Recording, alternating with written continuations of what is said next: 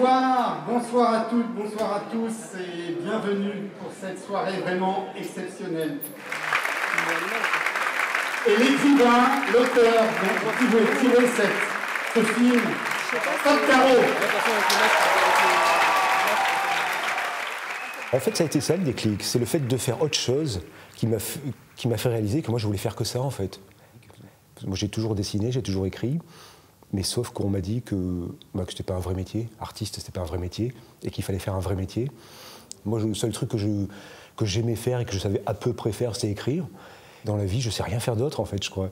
Donc je me suis dit, autant faire quelque chose qui me passionne, à faire quelque chose, autant faire, quitte à galérer un petit peu, parce que quand tu choisis une voie comme ça, artistique, tu sais que ça va pas être facile tous les jours. Mais je préférais galérer pour quelque chose qui me passionne que faire un truc qui me plaît pas. Juste avant, j'avais fait un livre chez Six Pieds Sous Terre qui s'appelait Carnet du Pérou, qui était un faux carnet de voyage en fait, où je faisais croire que j'étais allé au Pérou. Bon. Alors derrière, j'ai fait Zai Zai. Je suis parti sur ce truc-là en me disant, je vais faire un truc très très absurde. Je vous montre. Ça fait longtemps que j'avais envie d'appeler une BD Zai Zai Zai Zai. C'est une envie comme ça. À la base, vous devez peut-être pas connaître. C'est une chanson de Jodassin. Si, pardon. Non, je sais pas. Comme je suis un vieux con, je me rends pas compte si. Je rêvais d'appeler un album comme ça, Zai Zai Zai Zai. Je trouvais que c'était un super titre.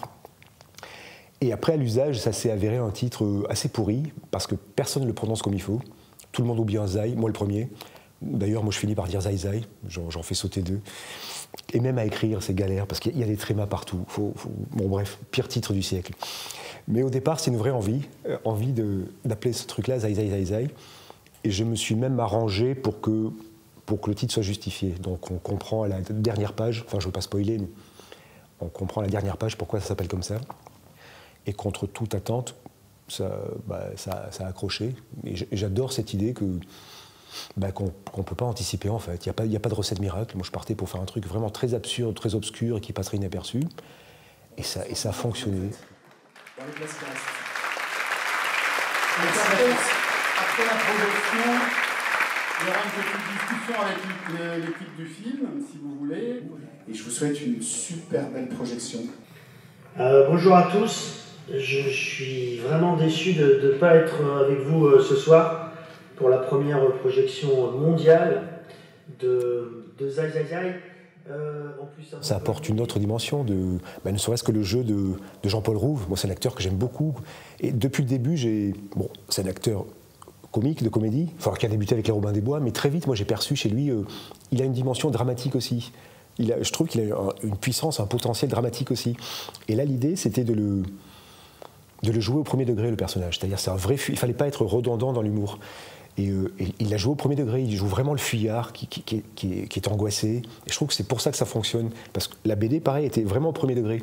On suit le personnage qui n'a pas sa carte et j'allais dire presque on a peur pour lui. N'exagérons rien, mais je trouve que les acteurs ont apporté un petit plus, ouais. Un gros plus même. Quand tu dessines avec des traits à peine ébauchés et que ça prend forme après avec des vrais personnages et surtout des très bons acteurs comme ça. Non, c'est hyper émouvant, je trouve.